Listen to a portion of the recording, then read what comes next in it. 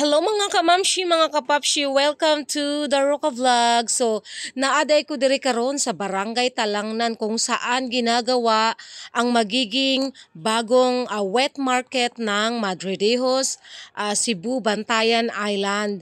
Dahil ito daw yung bagong market ng Madridejos dahil yung lumang market ang balita ko lang yun daw yung gagawing pinaka dry market. So dito guys, ginagawa pa lang ito dahil ito malapit ito sa dagat. So hindi ko alam kung bakit dito. So tingin ko lang kaya dito siguro nilalagay ang wet market tungod kay duol sa dagat. So kung gusto mong mag-wet, naada yun ang dagat.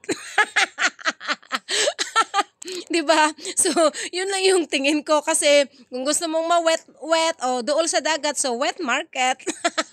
But joke ra na guys, no. Joke ra gid na. So, mao ni guys, gidevelop pa lang nila ang kaning area kay kani jud siya. Ako ani siya diri sa una murag suba bitaw, nya gidevelop nila karon so tan-awa na kung unsa kanindot.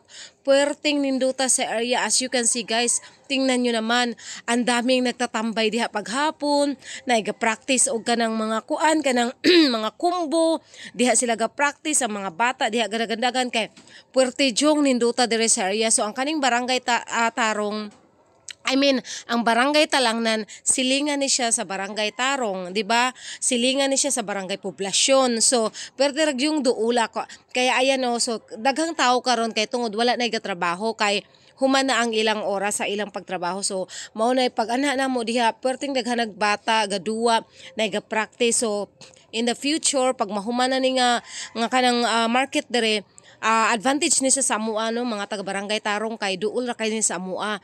So walking distance ra ni sa amua. Pwede kang magmotor, pwede kang maglakaw. So mao ni siya makanindot. Pareha sa kuha.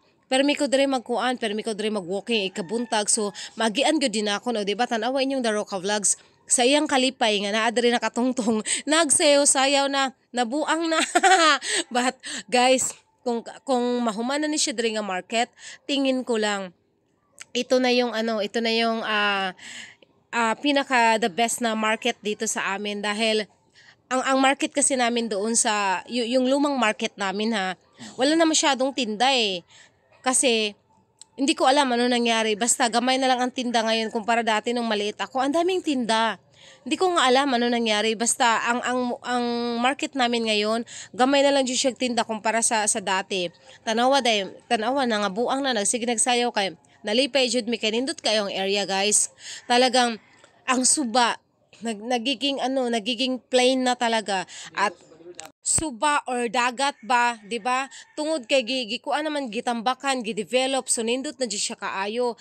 So kung wala pa mo nakaadto no, habang wala pa siya na market, adto na mo dito guys para makita na ninyo ang area habang hindi pa siya market. Puntahan nyo na, ang sarap magtambay diyan.